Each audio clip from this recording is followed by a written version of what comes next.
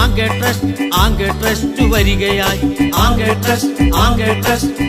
Trust വരികയായി. പുതിയ താളഭാവവുമായി വരികയായി. പുതിയ താളഭാവവുമായി വരികയായി.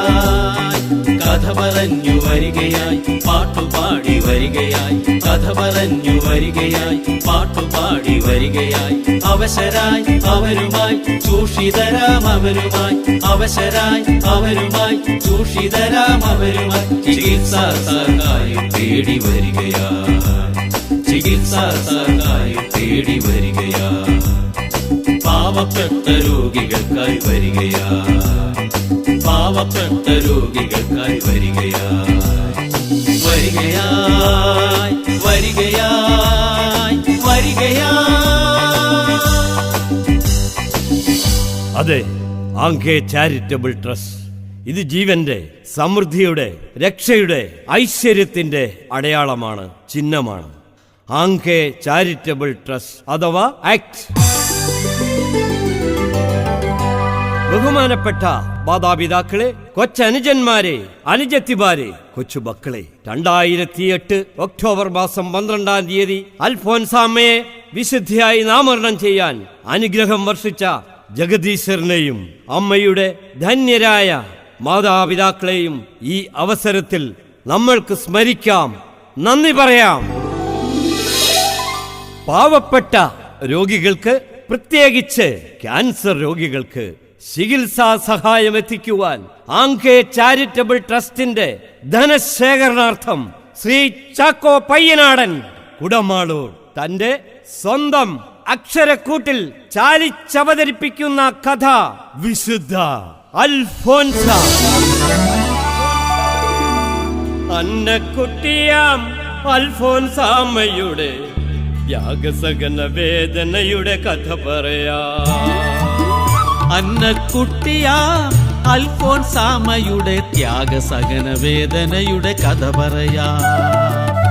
അൽഫോൻസാമ്മയുടെ കഥ പറയാ. ത്യാഗസഹന വേദനയുടെ കഥ പറയാ. അൽഫോൻസാമ്മയുടെ കഥ പറയാ. എന്റെ ജീവിതം എന്റെ സന്ദേശമാണ് എന്ന് പറഞ്ഞ നമ്മുടെ രാഷ്ട്രപിതാവായ മഹാത്മാഗാന്ധി. ലളിതമായതെന്തും മനോഹരമായിരിക്കും എന്ന് പറഞ്ഞ തെരുവിൻ്റെ അമ്മ മദർ തെരേസ. സഹനം എന്റെ സന്തോഷമാണ് എന്ന് പറഞ്ഞ സഹനത്തിന്റെ പുത്രി മിണ്ടാപ്പെണ്ണ് അന്നക്കുട്ടി. അവൾ പിറന്നു വീണ സുന്ദരമായ മനോഹരമായ കൊച്ചു കേരളം. സ്വദേശികളും വിദേശികളും ഒരുപോലെ ദൈവത്തിന്റെ സ്വന്തം നാട് എന്ന് വിശേഷിപ്പിക്കുന്ന മലയാള നാട്. തെക്ക് കന്യാകുമാരി മുതൽ വടക്ക് കാസർഗോഡ് വരെ നീണ്ടു നിവർന്നു കിടക്കുന്ന അവളുടെ ഒരു രൂപഭംഗി, പച്ചക്കാടുകൾ കൊണ്ടും പൂമേടുകൾ കൊണ്ടും അനുഗ്രഹീതമായ അവളുടെ ആ പൂമേനി കണ്ടാൽ മലയും മാമലമേടുകളും അവിടലയും വാനം പാടികളും. മലയും മാമലമേടുകളും അവിടലയും വാനം പാടികളും.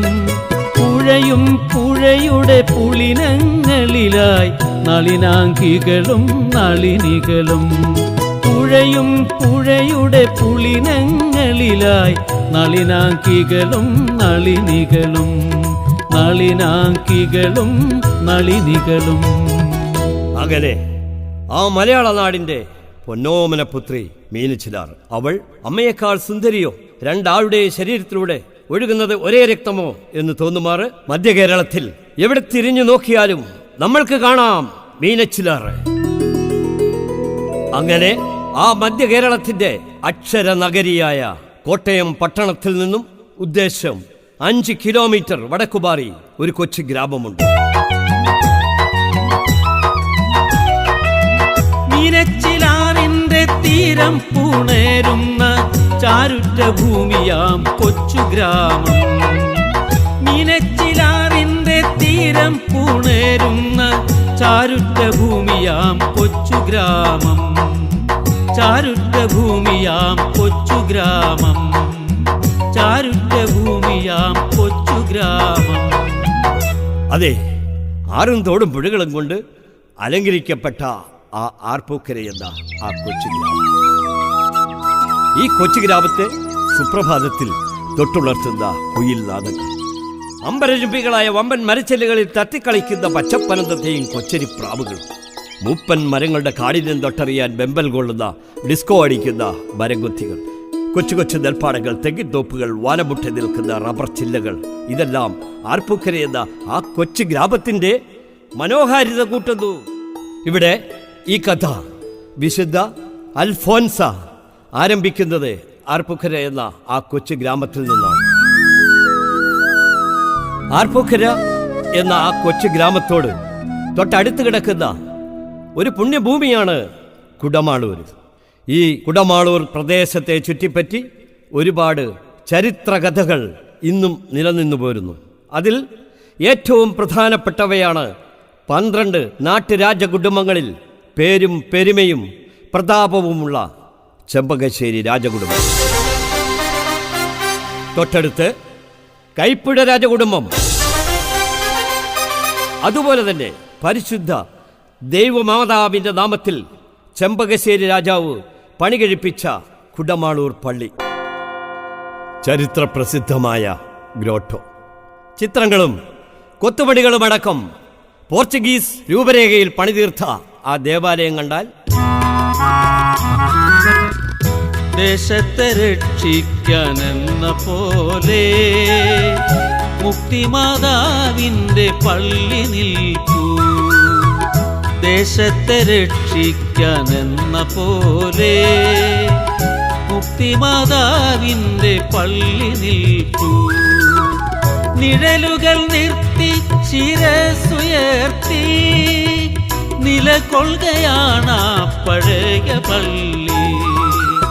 നിഴലുകൾ നിർത്തി ശിരസുയർത്തി നിലകൊള്ളുകയാണ് പഴയ പള്ളി. ചെമ്പകശ്ശേരി മഹാരാജാവ് ഈ ദേവാലയം പണിതീർത്തതിനു പിന്നിൽ ഒരു കഥയുണ്ട്. പതിവായി കുമാരമല്ലൂർ കാർത്യാനി ദേവീ ക്ഷേത്രത്തിൽ ദേവീ ദർശനത്തിന് പോകാറുണ്ടായിരുന്ന രാജാവിനും പല്ലക്ക് വാഹകർക്കും യാത്രമധ്യേ കുടമാളൂരുള്ള മണ്ണൂർ കുളത്തിന് സമീപം എത്തുമ്പോൾ ദുർഭൂതങ്ങളുടെ ശല്യം സഹിക്കവയ്യാതെ വന്നു. ദേവപ്രശ്നത്തിൽ സർപ്പത്തിന്റെ തലയെ തകർക്കുന്ന മാതാവിന്റെ നാമത്തിൽ ദേവാലയം പണിയണമെന്ന് കണ്ട് ചെമ്പകശ്ശേരി രാജാവ് പണി കഴിപ്പിച്ചതാണ് ഇന്നും തല ഉയർത്തിപ്പിടിച്ചു നിൽക്കുന്ന മുക്തിമാതാവിന്റെ പള്ളി, കുടമാളൂർ പള്ളി.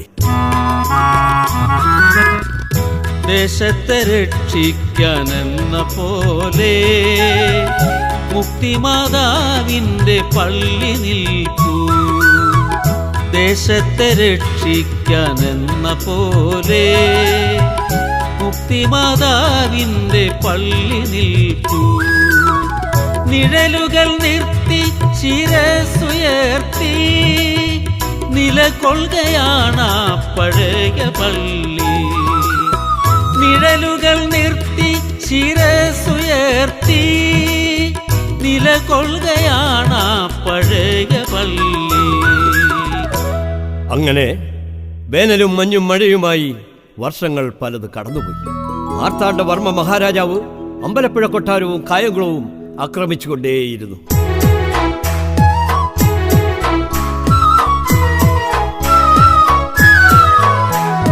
പലതവണ പലവേല കാട്ടിയിട്ടും പടവാളു വെച്ചു മടങ്ങും മാർത്താണ്ഡൻ. പലതവണ പലവേല കാട്ടിയിട്ടും പടവാളു വെച്ചു മടങ്ങും മാർത്താണ്ഡൻ. ഒരു നാള് ഒരു വീശിനു കായം കുളവും അമ്പലപ്പുഴയും അരിഞ്ഞു വീട്ടി. ഒരു നാള് ഒരു വീശിനു കായം കുളവും അമ്പലപ്പുഴയും അരിഞ്ഞു വീട്ടി. സഹൃദയരെ, മാർത്താണ്ഡവർമ്മ മഹാരാജാവിന് ഈ വിജയരഹസ്യം ഒരുക്കിയതിന് പിന്നിൽ ദുഃഖകരമായ സങ്കടകരമായ ഒരു ചതിയുടെ കഥയുണ്ട്. ഒന്നാമത്തെ ചതി, അമ്പലപ്പുഴ കൊട്ടാരത്തിൻ്റെ കോട്ട പനമ്പ് കൊണ്ട് നിർമ്മിച്ചതാണ് എന്ന രഹസ്യം ഉടവാളിന് കുത്തി കാണിച്ചു കൊടുത്തത് ഒന്നാമത്തെ ചതി. രണ്ടാമത്തെ ചതി, കായൽ നിരപ്പിന് താഴെ പണി കഴിപ്പിച്ചിട്ടുള്ളതായ കായംകുളത്തെ കൊട്ടാരം. ഒരു പൊഴി ഊരിയാൽ കായലിലെ വെള്ളം കൊട്ടാരത്തിൽ ഇരച്ചു കയറും എന്ന രഹസ്യം മാർത്താണ്ഡവർമ്മ മഹാരാജാവിന് ചോർത്തിക്കൊടുത്തത് രണ്ടാമത്തെ ചതി.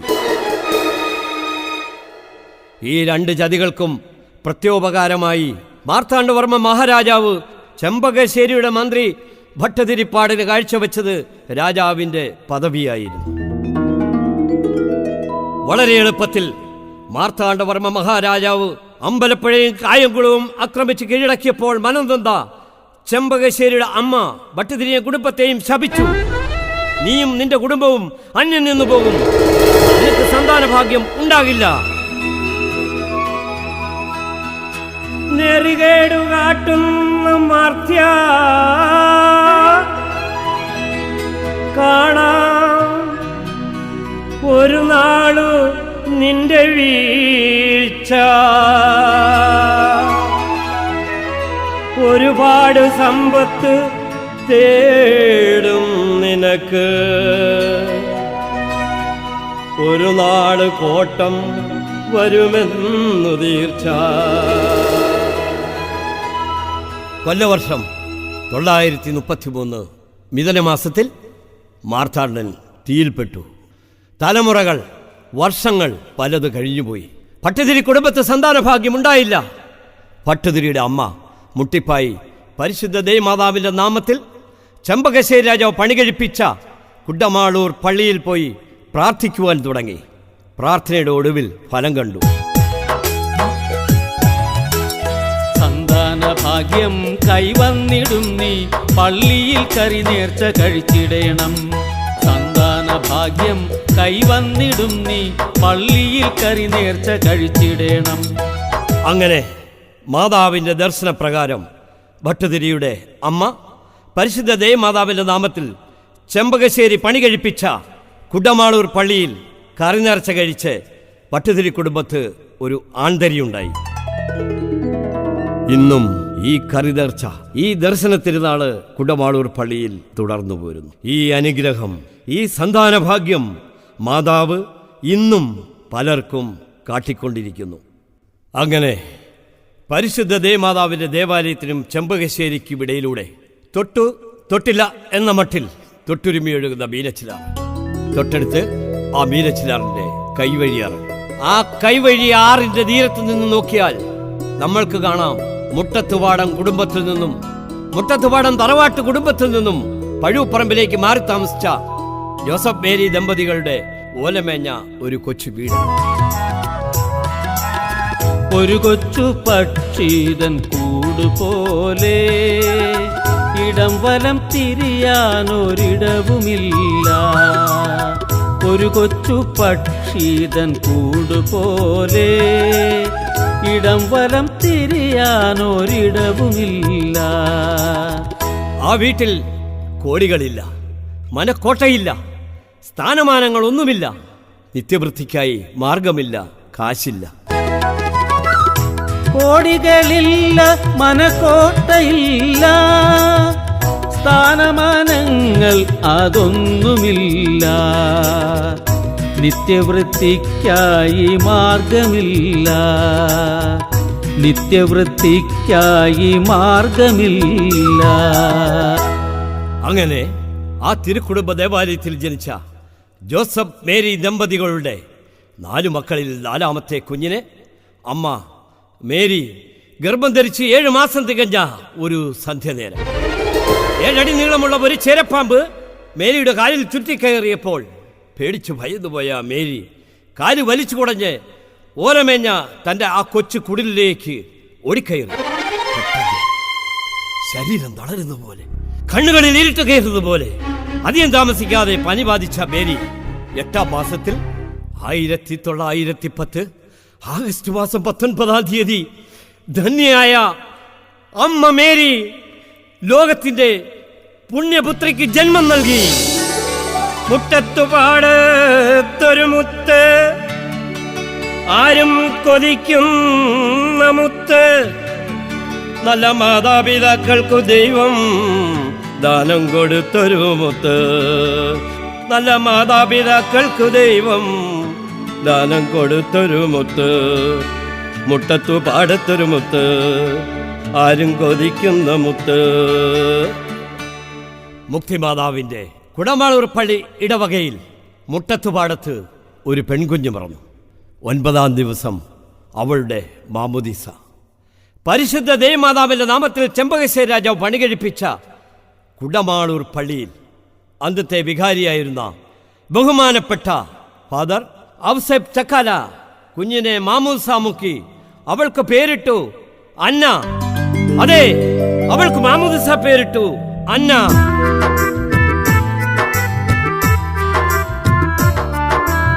ആദിപിതാ മാതാവ് ചെയ്ത പാപം പോക്കും സുദിനം. ആദിപിതാ മാതാവ് ചെയ്ത പാപം പോക്കും സുദിനം. മകനേ മകളേ എന്ന് പേരു ചൊല്ലും സുദിനം. മകനേ മകളേ എന്ന് പേരു ചൊല്ലും സുദിനം. പേരു ചൊല്ലും സുദിനം. പേരു ചൊല്ലും സുദിനം. പേരു ചൊല്ലും സുദിനം. അങ്ങനെ മാമൂസായൊക്കെ മുങ്ങി വീട്ടിലെത്തിയ തൻ്റെ പൊന്നോമനപുത്രിയുടെ ഓമനത്വം കണ്ടിട്ട് അവളുടെ മാതാപിതാക്കൾ അവൾക്ക് ഒരു ഓമന പേരിട്ടു അന്നക്കുട്ടി. അന്നക്കുട്ടി, അവൾ അന്നക്കുട്ടി. അന്നക്കുട്ടി, അവൾ അന്നക്കുട്ടി. അങ്ങനെ മുട്ടത്ത് പാടത്ത് പിറന്ന ആ പുണ്യ തേജസ്സിനെ കണ്ടാൽ അവൾ ഭൂമിയിൽ പിറന്ന മാലാഖ്യോ എന്ന് തോന്നിപ്പോകും. ആ പിഞ്ചോമന പൂങ്കുരുന്ന് മൊട്ടായി പൂവായി വിടരുന്നതിന് മുമ്പേ അവളുടെ അമ്മ മരിച്ചുപോയി. തന്റെ പൊന്നുമക്കൾക്ക് വയറു നിറയെ ഒരു നേരം ആഹാരം കൊടുക്കാൻ നിവൃത്തിയില്ലാതെ മനം നൊന്ത അമ്മ മോഹൻ തീരുവോളവും മാതൃവാത്സല്യം കൊടുത്ത് തന്റെ പൊന്നോമനപുത്രിയെ ഒന്ന് വാരിപ്പുണരാൻ, താലോലിക്കാൻ, താരാട്ടുപാടുവാൻ മാറോട് ചേർത്ത് പിടിച്ച് ഒരിറ്റ് അമ്മിഞ്ഞ പാലുട്ടാൻ നിവൃത്തിയില്ലാതെ മനം നൊന്ത അമ്മ, ആ നല്ല അമ്മ, അന്നക്കുട്ടിയുടെ അമ്മ, അന്നക്കുട്ടിക്ക് ജന്മം നൽകി 29-ാം ദിവസം 1910 സെപ്റ്റംബർ മാസം 16-ാം തീയതി ഈ ലോകത്തോട് വിട പറഞ്ഞു.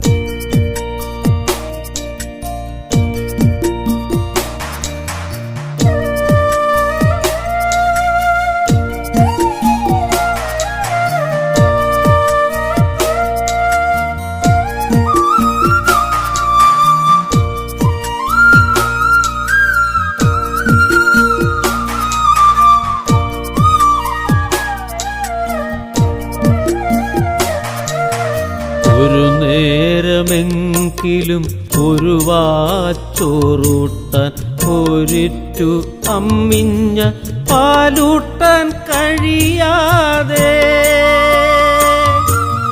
വിട പറഞ്ഞൊരമ്മ, വിട പറഞ്ഞു പോയൊരമ്മ. ഒരു നേരമെങ്കിലും ഒരു വാച്ചോറൂട്ടാൻ ഒരിറ്റു അമ്മിഞ്ഞ പാലൂട്ടാൻ കഴിയാതെ വിട പറഞ്ഞൊരമ്മ, വിട പറഞ്ഞൊരമ്മ.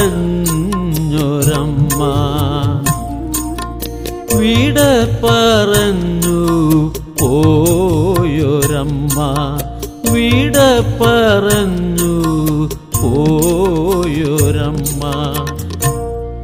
പെറ്റമ്മയില്ലാത്ത തങ്കക്കുടം, ചിപ്പിയില്ലാത്ത മുത്തുപോലെ മുട്ടത്ത് പാടത്ത് പിച്ച വെച്ചു വളരാൻ തുടങ്ങി. ഷേക്സ്പിയർ തന്റെ കവിതയിൽ എഴുതിയതുപോലെ 7 മനുഷ്യ ജീവിത വ്യതിയാനങ്ങൾ: ശൈശവം, ബാല്യം, കൗമാരം, യൗവനം, വാർദ്ധക്യം, അതിവാർദ്ധക്യം. അങ്ങനെ 7 മനുഷ്യ ജീവിത വ്യതിയാനങ്ങൾ. അതിൽ ശൈശവം നാമ്പിട്ട് തളിരായി തണ്ടായി മാറിയ ആ പ്രായത്തിലും അന്നക്കുട്ടിയെ കാണാൻ എന്തൊരു ഭംഗിയായിരുന്നെന്നോ! അവളുടെ പുഞ്ചിരി കാണുവാൻ, അവളുടെ കൊഞ്ചല് കേൾക്കുവാൻ.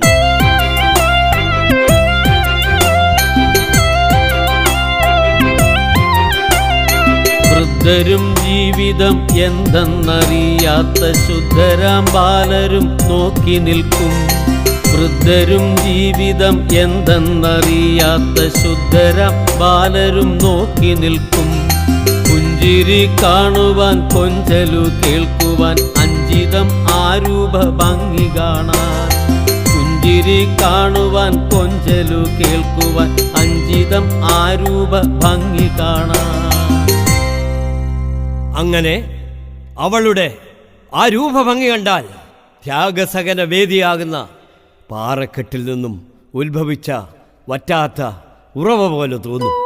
ആ ഉറവയ്ക്കരികിൽ കത്തി ജ്വലിച്ചു നിൽക്കുന്ന പ്രകാശമാണവൾ.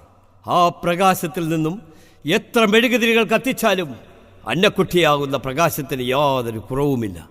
അങ്ങനെ പ്രാർത്ഥനയും കരുണയും നിറഞ്ഞ ആ മണിദീപത്തിൻ്റെ ബാല്യം പേരമ്പ വീടായ മുട്ടിച്ചിറ അന്ന മുരിക്കലിൻ്റെ വീട്ടിലും മുട്ടത്തുപാടത്തെ പഴുപ്പറമ്പിലും മാറി മാറി നിന്ന് അവൾ വളർന്നു. അവൾക്ക് വളരെ ചെറുപ്പത്തിലെ രോഗം പിടിപെട്ടു. രോഗം മാറി തൊണ്ണക്കുഴി ഗവൺമെൻറ് സ്കൂളിൽ 3ാം ക്ലാസ് വരെ പഠിക്കുമ്പോൾ സ്കൂളിൽ പോകാനും സ്വകാര്യങ്ങൾ പങ്കുവയ്ക്കുവാനും കൂട്ടുകാരികൾ മിണ്ടാപ്പണ്ടേ മിണ്ടാപ്പണ്ടേ എന്ന് വിളിക്കുന്ന അന്നക്കുട്ടിയുടെ ഏക കൂട്ടുകാരി പോങ്ങമരത്തെ ലക്ഷ്മിക്കുട്ടിയമ്മ മാത്രമായിരുന്നു.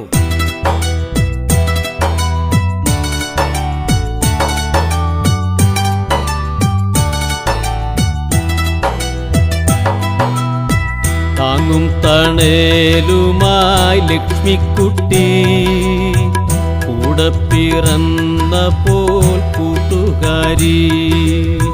താങ്ങും തണലുമായി ലക്ഷ്മിക്കുട്ടി കൂടെ പിറന്നപ്പോൾ കൂട്ടുകാരി.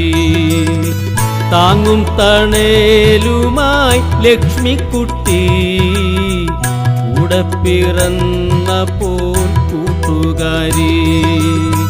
താങ്ങും തണലുമായി ലക്ഷ്മിക്കുട്ടി കൂടെ പിറന്നപ്പോൾ കൂട്ടുകാരി. അങ്ങനെ തൻ്റെ കളിക്കൂട്ടുകാരിയുമൊത്ത് സ്കൂളിൽ ചെന്നാൽ കീറിപ്പറിഞ്ഞ് വസ്ത്രം ധരിച്ച് തൻ്റെ സ്കൂളിലോ ക്ലാസ്സിലോ ഏതെങ്കിലും ഒരു പാവപ്പെട്ട കുട്ടി എത്തിയിട്ടുള്ളതായി അന്നക്കുട്ടി അറിഞ്ഞാൽ അവൾ ധരിച്ചിരിക്കുന്നതായ ആ കീറിയതും മുഷിഞ്ഞതുമായ വസ്ത്രം അന്നക്കുട്ടി വാങ്ങി ധരിച്ചിട്ട് അവൾ ധരിച്ചിരിക്കുന്ന ആ നല്ല വസ്ത്രം, ആ വെടിപ്പുള്ള വസ്ത്രം അവൾ ആ പാവപ്പെട്ട കുട്ടിയെ ധരിപ്പിക്കും. എന്നിട്ട് വീട്ടിലെത്തും മുമ്പേ അത് മാറി ധരിക്കും. കാരണം വീട്ടിലുള്ളവർ വഴക്കു പറഞ്ഞെങ്കിലോ എന്ന് അന്നക്കുട്ടി ഭയന്നിരുന്നു. തീരുന്നില്ല പ്രിയപ്പെട്ടവരെ, കൊച്ചുമക്കളെ, തീരുന്നില്ല അന്നക്കുട്ടിയുടെ ആ സഹന മനോഭാവം കൊച്ചു കൊച്ചു കല്ലുവനസിന്. നമ്മുടെ നാടൻ ഭാഷയിൽ പറഞ്ഞാൽ ഏതാണ്ട് ആട്ടുംകുളികയുടെ വലിപ്പം. ഞാനിതിവിടെ പറഞ്ഞത് അതിൻ്റെ ആ വലിപ്പം കാണിക്കുവാൻ വേണ്ടിയിട്ടാണ്. ആ കൊച്ചു കല്ലുവനസിലുകൊണ്ട് എഴുതുന്ന ഏതെങ്കിലും ഒരു കുട്ടി അന്നക്കുട്ടിയുടെ ശ്രദ്ധയിൽപ്പെട്ടാൽ അന്നക്കുട്ടിക്ക് സഹിക്കാൻ പറ്റില്ല. അന്നക്കുട്ടി ഓടി ആ പാവപ്പെട്ട കുട്ടിയുടെ അരിക്കലെത്തിയിട്ട് ആ കൊച്ചു കല്ലുപെൻസിൽ വാങ്ങി അന്നക്കുട്ടി എഴുതും. എന്നിട്ട് അവളുടെ കയ്യിലുള്ള ആ വലിയ കല്ലു പെൻസിൽ ആ പാവപ്പെട്ട കുട്ടിക്ക് കൊടുക്കും. പ്രിയപ്പെട്ടവരെ, ഒന്ന് ചിന്തിക്കുക. 1ാം ക്ലാസ്സിൽ പഠിക്കുന്ന അന്നക്കുട്ടിയുടെ ആ സഹന പ്രവൃത്തി, ആ ത്യാഗ മനോഭാവം തീരുന്നില്ല. തൻ്റെ ക്ലാസ്സിലോ സ്കൂളിലോ ഒരു കുട്ടി ഉച്ചഭക്ഷണമില്ലാതെ ക്ലാസ്സിലെത്തിയതായി അന്നക്കുട്ടി അറിഞ്ഞാൽ അന്നക്കുട്ടി ഓടി ആ പാവപ്പെട്ട കുട്ടിയുടെ അരികിലെത്തിയിട്ട് അവൾ കൊണ്ടുവന്നിരിക്കുന്ന ഉച്ചഭക്ഷണം ഒന്നെങ്കിൽ അവൾ അത് മുഴുവനായി ആ പാവപ്പെട്ട കുട്ടിക്ക് കൊടുക്കും, അല്ലെങ്കിൽ അവർ അത് പങ്കുവെച്ച് കഴിക്കും. അന്നക്കുട്ടിയുടെ സൽപ്രവൃത്തികളെപ്പറ്റി കേട്ടറിഞ്ഞ തൊണ്ണൻകുഴി സ്കൂളിലെ അധ്യാപകരായ നീലകണ്ഠപിള്ളയും ദാമോദരൻ സാറും അക്കാലത്ത് വൈദ്യചികിത്സയ്ക്ക് പേരുകേട്ട മുട്ടത്തുപാടം കുടുംബത്തിലെ കുട്ടൻ വൈദ്യൻ, ചെമ്പകശ്ശേരി കൊട്ടാരത്തിലെ കൊട്ടാരം വൈദ്യൻ, അന്നക്കുട്ടിയുടെ പിതാവ് ഔസേപ്പച്ചൻ. ആ ഔസേപ്പച്ചൻ്റെ എനിക്ക് ചികിത്സയ്ക്കെത്തുന്ന അധ്യാപകർ പറയുമായിരുന്നു, അപ്പച്ച, അന്നക്കുട്ടി നല്ല ദൈവാനുഗ്രഹമുള്ള കുട്ടിയാണ്. അന്നക്കുട്ടി ഈ സ്കൂളിൻ്റെ അഭിമാനമാണ്, ഈ കുടുംബത്തിൻ്റെ അനുഗ്രഹമാണ്. നല്ല മാതാപിതാക്കൾക്ക് ദൈവം കൊടുക്കുന്ന ദാനമാണ് നല്ല മക്കൾ. അങ്ങനെ അന്നക്കുട്ടി അവൾ വളർന്ന് അവളുടെ പ്രായം 10 വയസ്സ്. 10 വയസ്സ് തികഞ്ഞ അന്നക്കുട്ടിയെ തൊണ്ണൻകുഴി സ്കൂളിൽ നിന്നും TC വാങ്ങി മുട്ടിയറയിലേക്ക് കൂട്ടിക്കൊണ്ടുപോയപ്പോൾ ഉറ്റ സുഹൃത്തായ ലക്ഷ്മിക്കുട്ടിയമ്മയുടെ മനസ്സിൽ വേദനയുടെ തീക്കനലുകൾ സൃഷ്ടിച്ചു. മറിച്ച് മുട്ടിയറ മുരിക്കൻ കുടുംബത്ത് സന്തോഷം അലയടിച്ചു. കാരണം മുട്ടിയറ മുരിക്കൻ കുടുംബത്തെ അന്നമ്മയ്ക്കും പൈലോച്ചനും പെൺമക്കളില്ലായിരുന്നു. അവർ തൻ്റെ 4 ആൺമക്കൾക്കൊപ്പം അന്നക്കുട്ടിയെ സ്വന്തം മകളെ പോലെ വളർത്തി. അവളുടെ എല്ലാ കാര്യങ്ങളിലും, പ്രത്യേകിച്ച് ആത്മീയ വളർച്ചയിലും അവർ പ്രത്യേകം ശ്രദ്ധിച്ചു. അങ്ങനെ അവൾ വളർന്ന് അവളുടെ പ്രായം 10, 11, 12 വയസ്സിലേക്ക് കാലൂന്നി ആ കൊച്ചു സുന്ദരിയെ കണ്ടാൽ സന്ധ്യയ്ക്ക് ചന്ദ്രൻ ഉദിച്ച പോലെ, അന്തിവെയിലിൻ്റെ അഴകുപോലെ. അവളുടെ നിറം കണ്ടാൽ ചന്ദന കാതലിൻ്റെ നിറം. അങ്ങനെ ദൈവത്താൽ അനുഗ്രഹീതയായ, ദൈവത്താൽ അലങ്കരിക്കപ്പെട്ട അവളുടെ ആ സൗന്ദര്യം കണ്ടിട്ട് അയൽവക്കത്തെ ആൻ്റപ്പന് അവളോടൊരു മോഹം. ആൻ്റപ്പൻ്റെ സ്റ്റൈലിൽ ഒരു പ്രേമാഭ്യർത്ഥന നടത്തി നോക്കി. ആൻ്റപ്പൻ ഒരു മിസൈൽ വിട്ടു നോക്കി. പക്ഷേ അത് അന്നക്കുട്ടിയിൽ യാതൊരു ചലനവും സൃഷ്ടിച്ചില്ല. കാരണം അന്നക്കുട്ടി ചെറുപ്പത്തിലെ ഒന്ന് മനസ്സിലാക്കി, ഇഹലോക ജീവിതം ക്ഷണികമാണെന്ന്. എല്ലാ മനുഷ്യ ജന്മങ്ങളും ആ ദിവ്യകാരുണ്യത്തിൻ്റെ തേജസ്സാണെന്ന്. അങ്ങനെ ആൻ്റപ്പൻ്റെ പ്രേമാഭ്യർത്ഥനയ്ക്ക് മറുപടിയായി അന്നക്കുട്ടി പറയുകയാണ്, ആൻ്റപ്പ,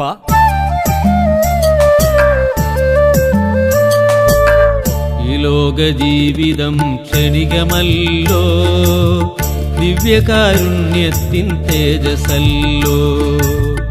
ഈ ലോക ജീവിതം ക്ഷണികമല്ലോ, ദിവ്യകാരുണ്യത്തിൻ തേജസ്സല്ലോ. ഇക്കാണും ഭൗതിക മോഹങ്ങളൊക്കെയും പാവനമാക്കുമോ മനുഷ്യജന്മം. ഇക്കാണും ഭൗതിക മോഹങ്ങളൊക്കെയും പാവനമാക്കുമോ മനുഷ്യജന്മം. അങ്ങനെ അന്നക്കുട്ടിക്ക് 12-ാം വയസ്സിൽ വിവാഹാലോചന. പക്ഷേ അന്നക്കുട്ടിയുടെ മനസ്സിൽ പ്രേമമോ മറ്റശുദ്ധ ചിന്തകൾ ഒന്നും തന്നെ നാമ്പെടുത്തില്ല. ഈശോയെ മാത്രം സ്മരിക്കുന്ന, മന്ത്രിക്കുന്ന ഹൃദയം. ഇത് പറയുമ്പോഴാണ് ഞാൻ പണ്ടത്തെ ഒരു പ്രേമരീതി ഓർക്കുന്നത്. ഫോട്ടോയിട്ടു എഴുത്തുമടക്കി കരളുകൾ കൈമാറും, നാറും നാട്ടിൽ പാട്ടാകും. ഫോട്ടോയിട്ടു എഴുത്തുമടക്കി കരളുകൾ കൈമാറും, നാറും നാട്ടിൽ പാട്ടാകും. മുങ്ങും പൊങ്ങും പിന്നെയും മുങ്ങും, മൂന്നാം മുങ്ങിനു പണിതീരും. മുങ്ങും പൊങ്ങും പിന്നെയും മുങ്ങും, മൂന്നാം മുങ്ങിനു പണിതീരും. ആ മൂന്നാം മുങ്ങിനു പണിതീരും, ആ മൂന്നാം മുങ്ങിനു പണിതീരും, ആ മൂന്നാം മുങ്ങിനു പണിതീരും. പണ്ടത്തെ പ്രേമത്തിന് ഒരു മറയുണ്ടായിരുന്നു, മാതാപിതാക്കളെ ഭയമുണ്ടായിരുന്നു. ഇന്ന് പ്രേമം ഒരു സ്റ്റൈലോ റൈറ്റോ ഓപ്പൺ മാർക്കറ്റ് ഓപ്പറേഷനോ. ഇന്ന് പ്രേമിക്കാൻ ഒരു മൂന്നാമൻ വേണ്ട, കൈപ്പിടിയിലിരിക്കുന്ന സഞ്ചാരി ഒരു മൊബൈൽ ഫോൺ മാത്രം മതി. ഒന്ന് പ്രാപിക്കാനും പ്രാർത്ഥിക്കാനും ശിക്ഷിക്കാനും രക്ഷിക്കാനും തല്ലാനും കൊല്ലാനും എന്നു വേണ്ട. തട്ടിപ്പ്, വെട്ടിപ്പ്, പാരവെപ്പ്, പരദൂഷണം, കത്തിക്കുത്ത്, കുത്തിക്കൊല, പാട്ടുകൂത്ത്, ബെല്ല്, ബ്രേക്ക് എന്നു വേണ്ട. എല്ലാത്തിനും കൈപ്പിടിയിരിക്കുന്ന സഞ്ചാരി ഒരു മൊബൈൽ ഫോൺ മാത്രം മതി. ഇന്ന് മൊബൈൽ ഫോൺ ഒരു ആത്മഹത്യ ആയുധമായി മാറിയിരിക്കുകയാണ്. സ്വന്തം നന്മയ്ക്കും ലോക നന്മയ്ക്കും ബിസിനസ് ആവശ്യത്തിനുമുള്ള സാങ്കേതിക ഉപകരണമായി കമ്പ്യൂട്ടറും മൊബൈലും നമ്മൾ പ്രവർത്തിപ്പിക്കണം. അല്ലെങ്കിൽ അത് നമ്മൾക്ക് ദോഷം ചെയ്യും. കാർന്നവന്മാർ പറയുന്ന പോലെ തനിക്ക് നാശം താൻ തന്നെ. പക്ഷേ നമ്മുടെ വളരുന്ന പുണ്യവതി അന്നക്കുട്ടിക്ക് മൊബൈലിൻ്റെ ആവശ്യമില്ലായിരുന്നു. അവൾക്ക് പറയുവാനുള്ളത് അവൾ ഈശോയോട് നേരിട്ട് പറയും. അവളുടെ ആഗ്രഹം ഇതായിരുന്നു. മണവാളൻ തന്മടിയിൽ എന്ന ഭയം, ത്യാഗസകന കല്ലാണ് എൻ്റെ മാർഗം. മണവാളൻ തന്മടിയിൽ എന്ന ഭയം, ത്യാഗസകന കല്ലാണ് എൻ്റെ മാർഗം. സ്വർഗം തേടാൻ കയ്യിൽ കുരിശ് കൊന്ത, മാറോടു ചേർക്കാൻ വിശുദ്ധ ഗ്രന്ഥം. സ്വർഗം തേടാൻ കയ്യിൽ കുരിശ് കൊന്ത, മാറോടു ചേർക്കാൻ വിശുദ്ധ ഗ്രന്ഥം. മണവാളൻ തന്മടിയിൽ എന്ന ഭയം. മണവാളന്റെ കാര്യം പറഞ്ഞപ്പോഴാണ് ഇവിടെ ഞാൻ ഒരു കാര്യം ഓർക്കുന്നത്. അന്നക്കുട്ടിയുടെ ഉറ്റ സുഹൃത്തായ ലക്ഷ്മിക്കുട്ടിയമ്മയ്ക്ക് പ്രേമമോ പ്രേമഭാജനത്തിന് രോഗമോ TV പരമ്പരയിലെ പോലെ വസൂരിയോ ഒന്നും ലക്ഷ്മിക്കുട്ടിയമ്മയുടെ ഭർത്താവിനില്ലായിരുന്നു. പേരിനു വേണ്ടി, വാർത്തയ്ക്കു വേണ്ടി കാശ് കൊയ്യുവാൻ മതവും രാഷ്ട്രീയവും വാർത്താ മാധ്യമങ്ങളും ഞാൻ മുമ്പൻ എന്ന് തോന്നുമാറ് കേമത്വം സൃഷ്ടിക്കുന്ന യുഗമാണ് ഇന്ന്. ധാർമ്മികതയ്ക്ക് സ്ഥാനമില്ല, സത്യത്തിന് ശക്തിക്ഷയം. ധാർമ്മികതയുടെ കാര്യം പറഞ്ഞപ്പോഴാണ് ഞാനിവിടെ ഒരു കാര്യം ഓർക്കുന്നത്. ഗുജറാത്ത്, മഹാരാഷ്ട്ര, രാജസ്ഥാൻ തുടങ്ങിയ സംസ്ഥാനങ്ങളിൽ വമ്പൻ തുകയ്ക്ക് ജീവൻ ഇൻഷുർ ചെയ്തിട്ടുള്ള മാതാപിതാക്കളെ കൊട്ടേഷൻ ഗുണ്ടകളെ വെച്ച് കൊല്ലിക്കുകയാണ്. ആരാണ്? സ്വന്തം മക്കൾ പെറ്റു വളർത്തിയ ആ സ്വന്തം മക്കൾ എന്തിനാണെന്നോ അവർക്കും സുഖിക്കണം. ഇന്ന് മക്കൾക്ക് ജന്മം കൊടുക്കാൻ മാതാപിതാക്കൾ മടിക്കുന്ന കാലം. ഇന്ന് സഭയുണ്ടോ, സമൂഹമുണ്ടോ, മക്കളുണ്ടോ, നിയമമുണ്ടോ, നീതിയുണ്ടോ, നല്ല രാഷ്ട്രീയമുണ്ടോ?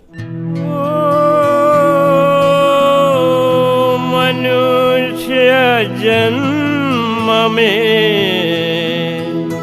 നീ അറിയുന്നില്ലല്ലോ, ഒരു തുള്ളി പോലും, ഒരു തെല്ലുപോലും ഈ ജീവിതം സത്യവും ധർമ്മവുമാണെന്ന് ജീവിച്ച് നീ മരിക്കും വരെ. മനുഷ്യ ജന്മമേ.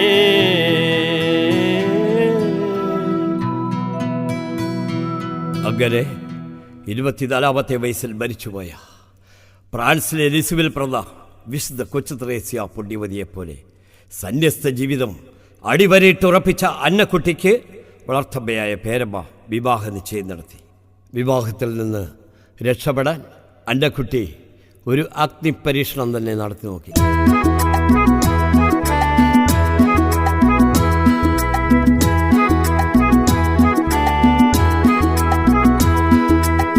കാലൽപ്പം പൊള്ളിച്ചീടിൽ മനസമ്മതമുടങ്ങുമല്ലോ, ഭൂമിയുടെ മീതെ അമർത്തിച്ചവിട്ടി അന്നക്കുട്ടി. കാലൽപ്പം പൊള്ളിച്ചീടിൽ മനസമ്മതമുടങ്ങുമല്ലോ, ഭൂമിയുടെ മീതെ അമർത്തിച്ചവിട്ടി അന്നക്കുട്ടി. ഭൂമിയുടെ മീതെ അമർത്തിച്ചവിട്ടി അന്നക്കുട്ടി. ഭൂമിയുടെ മീതെ അമർത്തിച്ചവിട്ടി അന്നക്കുട്ടി. പതിരും ഉമിയും കൂടി നീറി വെന്ത ഉമ്മിത്തിയുടെ മീതെ അമർത്തിച്ചവിട്ടിയപ്പോൾ ഒരുപക്ഷെ പാവം അന്നക്കുട്ടിക്ക് അറിയാൻ പാടില്ലായിരിക്കാം ഉമി കീഴോട്ടിടിഞ്ഞിരിക്കുമെന്ന്. അവൾ ഉദ്ദേശിച്ചതിലധികം കാൽ പൊള്ളിയപ്പോൾ വളർത്തമ്മയായ പേരമ്മ അവളെ ശാസിച്ചു. കൊച്ചേ, എന്താ നീ കാട്ടിയത്?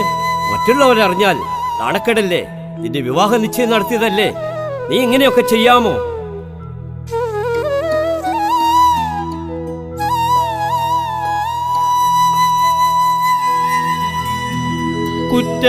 കുറ്റപ്പെടുത്തുവാൻ ഇത്രമാത്രം,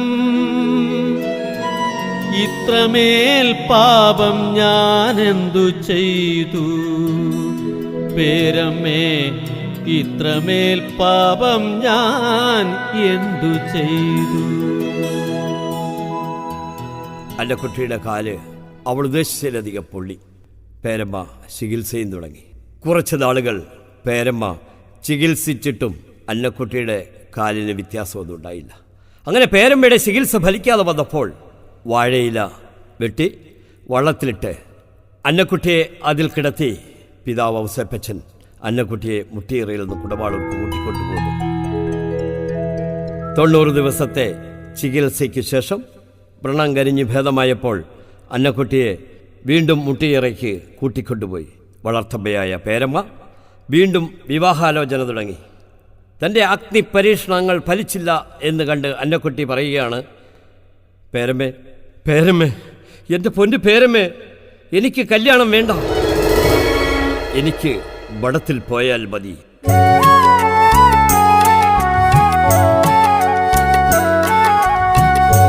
ഈശോയെ മാത്രം സ്മരിക്കുമൻ ഹൃദയത്തിൽ, ലൗകിക ചിന്തകളൊന്നുമില്ല. ഈശോയെ മാത്രം സ്മരിക്കുമൻ ഹൃദയത്തിൽ, ലൗകിക ചിന്തകളൊന്നുമില്ല. തിരുമണവാട്ടിയാവാൻ, കന്യാസ്ത്രീയാവാൻ മഠത്തിലേക്ക് അനുഗ്രഹിച്ചയച്ചിടണം. തിരുമണവാട്ടിയ യുവതിയാവാൻ കന്യാസ്ത്രീയാവാൻ മഠത്തിലേക്ക് അനുഗ്രഹിച്ചയച്ചിടണം. ഈശോയെ മാത്രം സ്മരിക്കുമൻ ഹൃദയത്തിൽ ലൗകിക ചിന്തകളൊന്നുമില്ല. അന്നക്കുട്ടിയുടെ വിവാഹം നടക്കില്ല എന്ന് കണ്ടപ്പോൾ പേരമ്മയുടെ മനസ്സ് ചഞ്ചലപ്പെട്ടു.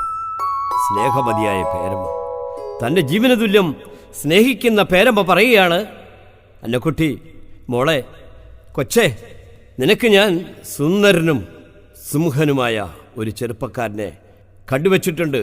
മാത്രമല്ല അവന് നല്ല സാമ്പത്തിക ശേഷിയുമുണ്ട്. നീ വിവാഹത്തിന് സമ്മതിക്കണം. നീ വിവാഹത്തിന് സമ്മതിച്ചില്ലെങ്കിൽ ഞാൻ ജീവിച്ചിരിക്കില്ല.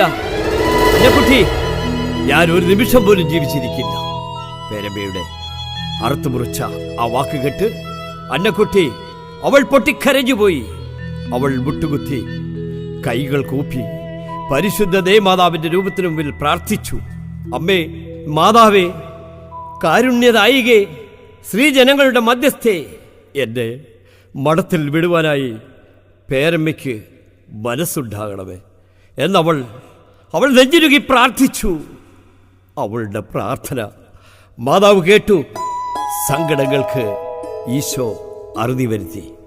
പേരമ്മയിൽ മാറ്റം.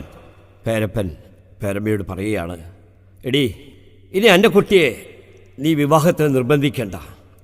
മഠത്തിൽ പോകാനാണ് അവളുടെ ആഗ്രഹമെങ്കിൽ അത് നടക്കട്ടെ. അങ്ങനെ പേരപ്പൻ അന്നക്കുട്ടിയെയും കൂട്ടി നേരെ പോയത് മുട്ടത്തുപാടം തറവാട്ട് കുടുംബത്തിലേക്കാണ്. മുട്ടിയറയിൽ നിന്നും കുടമാളൂരെത്തിയപ്പോൾ നേരം സന്ധ്യ മയങ്ങി.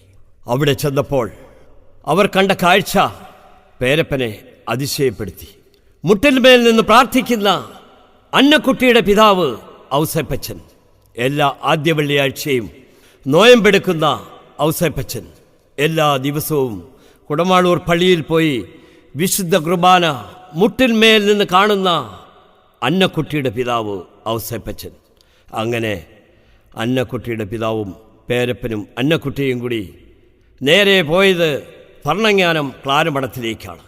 1927 മെയ് മാസം 27-ാം തീയതി ഒരു പന്തക്കുസ്താ ദിനത്തിൽ അന്നക്കുട്ടിയെ ഭരണങ്ങാനം ക്ലാരമഠത്തിൽ സന്യസ്ത ജീവിതത്തിനായി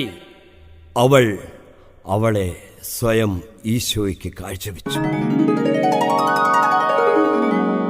അന്ന് അന്നക്കുട്ടിക്ക് 17 വയസ്സായിരുന്നു. അങ്ങനെ അന്നക്കുട്ടി ജീവിതത്തിൻ്റെ പടവുകൾ ഓരോന്നോരോന്നായി കയറാൻ തുടങ്ങി. ജീവിത പടവുകൾ അനവധി കയറി കിതച്ചു വീടുപോയ അന്നക്കുട്ടിയെ താങ്ങി തലോടി മന്ത്രിച്ചു രക്ഷകൻ. തളരാതെ മകളെ, തളരാതെ. നീ എൻ്റെ എളിയവളല്ലേ, നീ എൻ്റെ പ്രിയ പുത്രിയല്ലേ. അങ്ങനെ 1928 ആഗസ്റ്റ് മാസം 2-ാം തീയതി അന്നക്കുട്ടിയുടെ ശിരോവസ്ത്ര സ്വീകരണം. തലമുണ്ടിടിയിൽ ത്യാഗസകല സമരത്തിൽ തയ്യാർ എന്ന അർത്ഥം വരുന്ന അൽഫോൻസ് ഗ്രിഗോറി പുണ്യവാളന്റെ നാമം അന്നക്കുട്ടി സ്വീകരിച്ച് അന്നു മുതൽ അന്നക്കുട്ടി അൽഫോൻസാമ്മയായി. 1930 മെയ് മാസം 19-ാം തീയതി അൽഫോൻസാമ്മയുടെ സഭാവസ്ത്ര സ്വീകരണം. തൻ്റെ എല്ലാമായ പേരമ്മ മരിച്ച ദിവസം. 1932 Alphonsa Vakakkad Saint Paul's primary സ്കൂളിൽ 1 വർഷം മലയാളം അധ്യാപിക. 1935 ആഗസ്റ്റ് മാസം 12-ാം തീയതി അൽഫോൻസ അമ്മയുടെ നോവിഷ്യേറ്റ് കഠിനമായ വേദന കൊണ്ട് വേദപുസ്തകം വായിക്കുന്നത് കണ്ട് കളാശ്ശേരി പിതാവ് പറയുകയാണ്, ഇവളൊരു സാധാരണ സ്ത്രീയല്ല, ഇവൾ വളരുന്ന പുണ്യവതിയാണ്. അങ്ങനെ നോവിഷ്യേറ്റ് പൂർത്തിയാക്കിയ അൽഫോൻസാമ്മയ്ക്ക് 1936 ആഗസ്റ്റ് മാസം 13-ാം തീയതി നിത്യവ്രതം യാഗത്തിന്റെ അൾത്താരയിലെ ആ പുണ്യ തേജസ്സിനെ പണ്ടേ തിരിച്ചറിഞ്ഞ കളാശ്ശേരി പിതാവ് നിത്യവ്രതം ചൊല്ലിക്കൊടുത്ത് പൂർണ്ണ കന്യാസ്ത്രീയാക്കി, പൂർണ്ണ സന്യാസിനിയാക്കി അൽഫോൻസ അമ്മയെ ചങ്ങനാശ്ശേരി ക്ലാരമഠത്തിൽ നിന്നും ഭരണങ്ങാനത്തേക്ക് യാത്രയാക്കി.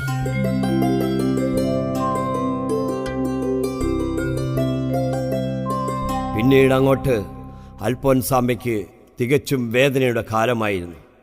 കഠിനമായ രക്തസ്രാവം, കാലിൽ വ്രണം, അടിക്കടി മോശമായ ശാരീരിക വേദന, 2 മാസമായിട്ടും വിട്ടുമാറാത്ത പനി, ക്ഷയരോഗമെന്ന് അധികാരികളും കൂട്ടുകന്യാസ്ത്രീകളും. ഭരണങ്ങാനം ആശ്രമത്തിൽ നിന്ന് കുറച്ച് അകലെയുള്ള കൂരയിലേക്ക് മാറ്റി താമസിപ്പിക്കാം എന്ന് അധികാരികൾ തീരുമാനിച്ചപ്പോൾ അൽഫോൻസാമ്മ തൻ്റെ വേദന പങ്കുവെച്ച് പ്രാർത്ഥിച്ചത് വാഴ്ത്തപ്പെട്ട കുര്യാക്കോസ് അച്ഛനോടും വിശുദ്ധ കൊച്ചു ത്രേസ്യ പുണ്യവതിയോടും. 9-ാം ദിവസം ഫലം കണ്ടു. അവർ അവൾക്ക് ദർശനം കൊടുത്തു. അങ്ങനെ അൽഫോൻസ അമ്മയുടെ രോഗം നിശേഷം ഭേദമായി. നാനാവിധ രോഗങ്ങളാൽ അൽഫോൻസാമ്മ ക്ലേശിക്കുമ്പോഴും അവൾ പ്രാർത്ഥിക്കുകയായിരുന്നു. ഇന്നും എന്നും എൻ്റെ പ്രാർത്ഥനയിൽ യേശുവേ, നിന്റെ ഓമൽ രൂപം മാത്രം ധൈര്യം തരൂ യേശുദേവ. അൽഫോൻസാമ്മയ്ക്ക് ഒരേ ഒരു ആഗ്രഹം മാത്രമേ ഉണ്ടായിരുന്നുള്ളൂ. ഈ ക്ലേശങ്ങളെല്ലാം രാത്രികാലങ്ങളിൽ ഉണ്ടാകണമേ എന്ന് അവൾ പ്രാർത്ഥിച്ചു. എന്തിനാണെന്നോ, തൻ്റെ വേദന ആരും അറിയരുത്, തൻ്റെ വേദനയോർത്ത് ആരും ദുഃഖിക്കരുത്. അൽഫോൻസാമ്മ പ്രാർത്ഥിച്ചു, ഇടറിപ്പോയ ഹൃദയങ്ങളിൽ സമാധാനമുണ്ടാകണമേ എന്ന് അൽഫോൻസാമ്മ പ്രാർത്ഥിച്ചു. നാനാവിധ രോഗങ്ങളാൽ ക്ലേശിക്കുന്ന രോഗികൾക്ക് രോഗശാന്തി കൊടുക്കണമേ എന്ന് അൽഫോൻസാമ്മ പ്രാർത്ഥിച്ചു. മഠത്തിൽ പണത്തിൻ്റെ അഭാവമുണ്ടാവുമ്പോൾ അൽഫോൻസാമ്മ പ്രാർത്ഥിക്കും, മഠത്തിൽ പണമെത്തും. അങ്ങനെ അൽഫോൻസാമ്മയുടെ പ്രാർത്ഥനയെപ്പറ്റി കേട്ടറിഞ്ഞ ഒരു ചേടത്തി വന്ന് അൽഫോൻസാമ്മയോട് പറയുകയാണ്, സിസ്റ്ററമ്മേ ഒന്ന് പ്രാർത്ഥിക്കണം. എന്തിനാ ചേടത്തി? അതിയാൻ്റെ കള്ളുകുടി നിർത്താനാ. അപ്പോൾ അതിയാൻ കള്ളു കുടിച്ചെത്തുമ്പോൾ ചേടത്തി എന്തു പറയും?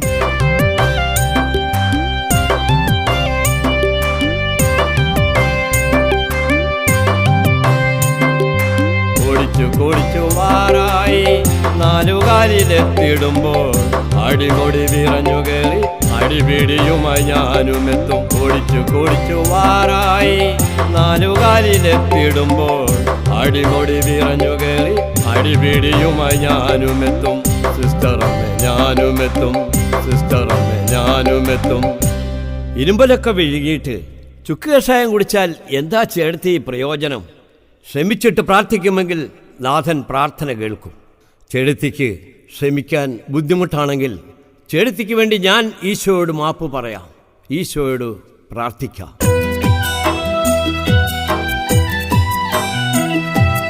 ഞാനൊന്നു പ്രാർത്ഥിച്ചാൽ കുരിശുണരും, കരുണാമയനെന്റെ അരുകിൽ വരും. ഞാനൊന്നു പ്രാർത്ഥിച്ചാൽ കുരിശുണരും, കരുണാമയനെന്റെ അരുകിൽ വരും. വഴികാട്ടിടും, എന്നെ വഴികാട്ടിടും, വഴികാട്ടിയായ എന്നെ അനുഗമിക്കും. വഴികാട്ടിടും, എന്നെ വഴികാട്ടിടും, വഴികാട്ടിയായ എന്നെ അനുഗമിക്കും. ഞാനൊന്നു പ്രാർത്ഥിച്ചാൽ കുരിശുണരും, ഞാനൊന്നു പ്രാർത്ഥിച്ചാൽ കുരിശുണരും. കൂട്ടുകന്യകാസ്ത്രീകൾ കുർബാന കാണാൻ പോയ ഒരു സുപ്രഭാതം. മഠത്തിലെ മദർ അൽഫോൻസാമ്മയോട് പറയുകയാണ്, കൊച്ചിൻ്റെ കാൽമുട്ട് വയ്യാത്തതല്ലേ, കൊച്ച് കട്ടിലിൽ നിന്നും എഴുന്നേൽക്കരുത്. കട്ടിലിൽ കിടന്ന് കുർബാന കണ്ടാൽ മതി. പക്ഷേ അടുത്തുള്ള ചാപ്പലിൽ പുരോഹിതൻ തിരുവോസ്തി ഉയർത്തി പ്രാർത്ഥിക്കുവാൻ തുടങ്ങിയപ്പോൾ അൽഫോൻസാമ്മ അറിയാതെ കട്ടിലിൽ നിന്നും എഴുന്നേറ്റ് ജനലിൻ്റെ അരികിലേക്ക് മാറി നിന്ന് അരൂപിയിൽ കുർബാന കണ്ടു. കുർബാന തീർന്നപ്പോഴാണ് മദർ പറഞ്ഞ കാര്യം അൽഫോൻസാമ്മയുടെ ഓർമ്മയിൽ വന്നത്. കുർബാന കണ്ട് തിരിച്ചെത്തിയ മദറിനോട് അൽഫോൻസാമ്മ പറയുകയാണ്, അമ്മേ, അറിയാതെ ഓർക്കാതെ ഞാൻ ചെയ്ത തെറ്റിന് മാപ്പ് ചോദിക്കുകയാണ് അമ്മേ, ഞാൻ മാപ്പ് ചോദിക്കുകയാണ്. ഭീകരത കൊടികുത്തി വാഴുന്ന ആധുനിക യുഗത്തിൽ തെറ്റ് തിരുത്താൻ അറിവുള്ളവർ പോലും മടിക്കുന്നു എന്ന് മാത്രമല്ല, സമയം കാണുന്നില്ല. പക്ഷേ നമ്മൾ നിസ്സാരമെന്ന് കരുതുന്ന ആ കൊച്ചു തെറ്റിന് പോലും മദറിനോട് മാപ്പ് ചോദിച്ച ദിവ്യപ്രകാശമായിരുന്നു അൽഫോൻസ. ചുണ്ടിക്കുളത്തച്ഛൻ സർഫിനാമ്മയുടെ മാതാവ്, മരണശയ്യയിൽ കിടക്കുന്ന റീത്താമ്മ എന്തിന് തൻ്റെ തന്നെ മരണം മുൻകൂട്ടി കണ്ടു പ്രവചിക്കുവാൻ ദൈവിക രഹസ്യ ചൈതന്യമുള്ള ഈ കൊച്ചു കേരളത്തിൻ്റെ അല്ല, ഈ ഭാരതത്തിൻ്റെ അല്ല, ഈ ലോകത്തിൻ്റെ തന്നെ സഹന ബിന്ദുവായിരുന്നു അൽഫോൻസ. അൽഫോൻസ മരിക്കുന്നതിന് ഒരാഴ്ച മുമ്പേ പണ്ണങ്ങാനം ക്ലാരമഠത്തിൽ നിൽക്കുന്ന മനോഹരമായ പുഷ്പങ്ങൾ കണ്ട് ആസ്വദിച്ചുകൊണ്ട് നിന്ന അൽഫോൻസാമ്മയെ കണ്ടിട്ട് മദർ ചോദിച്ചു, കൊച്ചേ, എന്താ നീ നോക്കി നിൽക്കുന്നത്? ഈ കാണുന്ന പുഷ്പങ്ങൾ മുഴുവനും മരണശയ്യയിൽ കിടക്കുന്ന റീത്താമ്മയ്ക്കുള്ളതാണ്. ഈ പുഷ്പവാടിയിൽ നിൽക്കുന്ന പുഷ്പങ്ങൾ ഒക്കെയും ഞാനങ്ങ് കൊണ്ടുപോകും.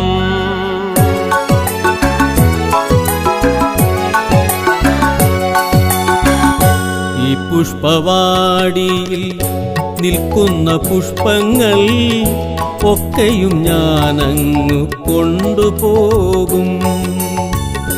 ഈ പുഷ്പവാടിയിൽ നിൽക്കുന്ന പുഷ്പങ്ങൾ ഒക്കെയും ഞാനങ്ങ് കൊണ്ടുപോകും. ഇല്ല, മരിക്കില്ല,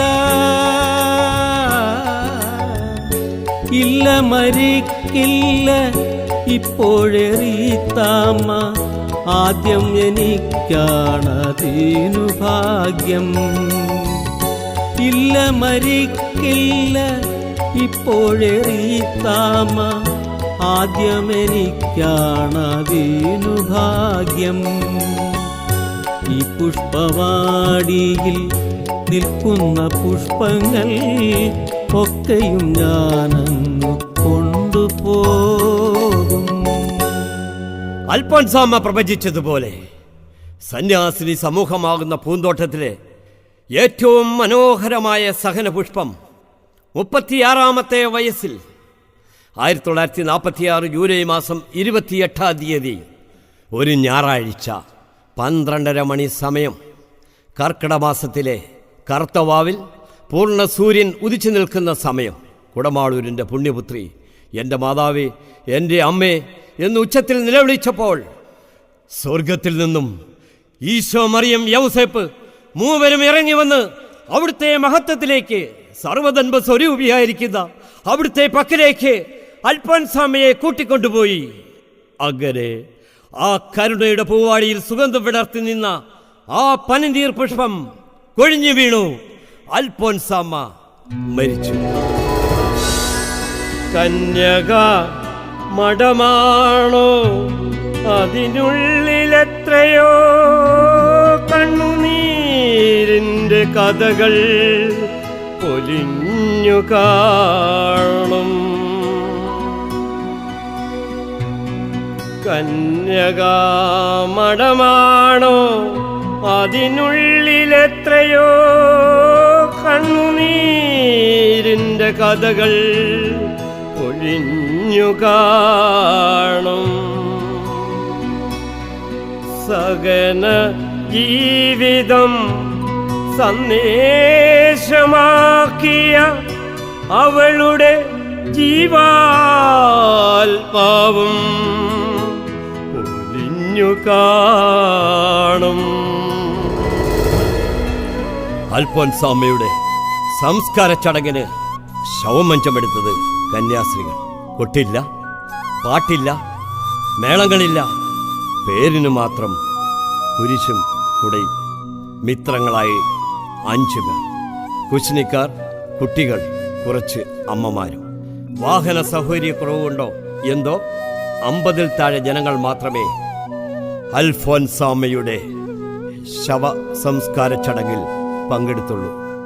അൽഫോൻസാമ്മയുടെ സംസ്കാര ചടങ്ങിൽ റോമുളൂസച്ചൻ പറയുകയാണ്, 16-17 വർഷക്കാലം മഠത്തിനുള്ളിൽ പ്രാർത്ഥിച്ച് ജീവിച്ച് മരിച്ചു കിടക്കുന്ന ഈ പാപം കന്യകാശ്രീയെ ആരെങ്കിലും അറിയുന്നുവോ? പൂക്കൾ കൊണ്ട് നിറഞ്ഞ കല്ലറ നോക്കി റോമുളൂസച്ചൻ വീണ്ടും പറയുകയാണ്, ഭരണങ്ങാനം ഫ്രാൻസിലെ വിശുദ്ധ കൊച്ചു ത്രേസ്യയുടെ ജന്മഗ്രഹമായ ലിസ്യുവായി തീരും. ലോകത്തിൻ്റെ നാനാഭാഗങ്ങളിൽ നിന്നും വിശ്വാസികൾ ഇവളുടെ നിർമ്മല ശരീരം ഉൾക്കൊള്ളുന്ന കല്ലറ സന്ദർശിക്കും. അങ്ങനെ 1953 അൽഫോൻസ അമ്മയെ വിശുദ്ധിയാക്കുവാനുള്ള പ്രഥമ നാമകരണ നടപടികൾ ആരംഭിച്ചു. 1953 ഡിസംബർ 2 ദൈവദാസി, 1984 നവംബർ മാസം 9 ധന്യപദവി. സ്വർഗത്തിൻ താഴെ ഭൂമിക്കുമീരെ അവളിന്നു ധന്യ ധന്യ. സ്വർഗത്തിൻ താഴെ ഭൂമിക്കുമീരെ അവളിന്നു ധന്യ ധന്യ.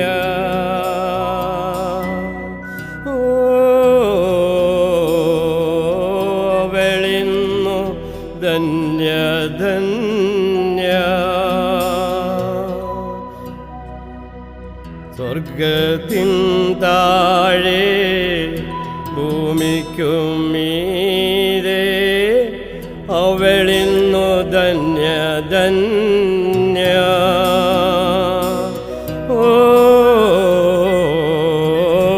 അവളിന്നു ധന്യ ധന്യ.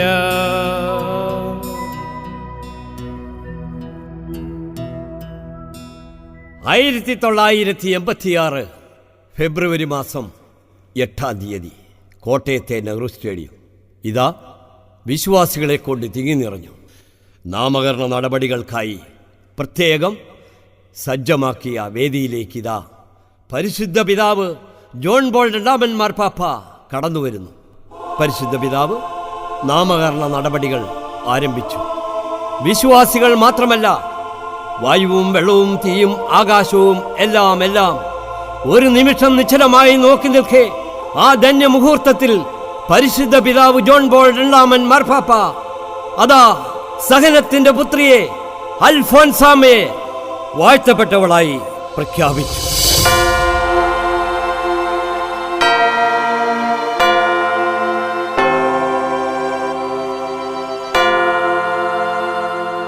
അത്ഭുത സ്ഥിരീകരണത്തിന് പരിഗണനയിലെടുത്ത രോഗശാന്തി കാഞ്ഞിരപ്പള്ളി അത്താരയിൽ തോമസ് എബ്രാഹിം എന്ന കുഞ്ഞേട്ടൻ്റെ ജന്മനാ വളഞ്ഞിരുന്ന കാൽ നിവർന്ന് കുഞ്ഞേട്ടൻ എഴുന്നേറ്റ് നടന്നു.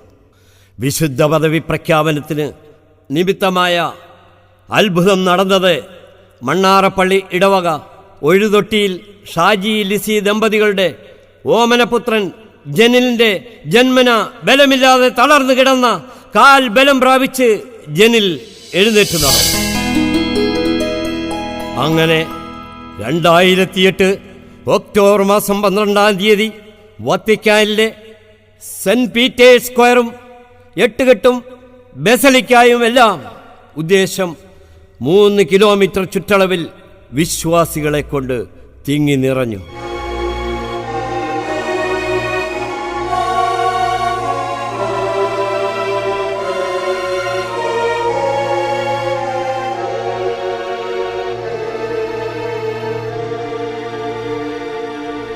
അതാ പരിശുദ്ധ പിതാവ് ബെനഡിക്റ്റ് 16 മാർപ്പാപ്പ അൽഫോൻസ അമ്മയുടെ ധന്യരായ മാതാപിതാക്കൾക്ക് ജഗദീശ്വരൻ വർഷിച്ച അനുഗ്രഹത്തിന് നന്ദി പറഞ്ഞുകൊണ്ട് അൽഫോൻസ അമ്മയെ സഹനത്തിന്റെ പുത്രിയെ ഭാരതത്തിന്റെ പ്രഥമ വിശുദ്ധിയായി പ്രഖ്യാപിച്ചു. സ്വർഗത്തിലിരുന്ന് കളിക്കൂട്ടുകാരി 2009 ജൂലൈ 31 മരിച്ചുപോയ ലക്ഷ്മി കുട്ടിയമ്മ പാടുകയാണ് ഇവൾ ഈ മിണ്ടാപ്പെണ്ണ്.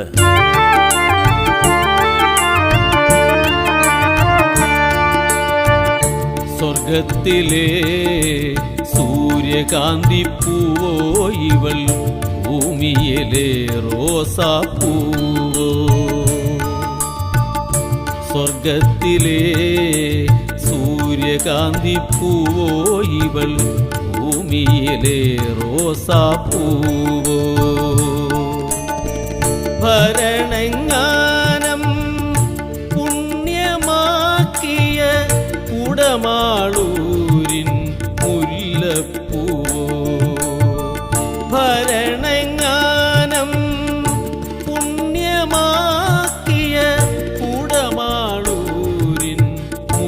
മുല്ലപ്പൂവോ സ്വർഗത്തിലെ സൂര്യകാന്തി പൂവോ ഇവൾ ഭൂമിയിലെ റോസാപ്പൂ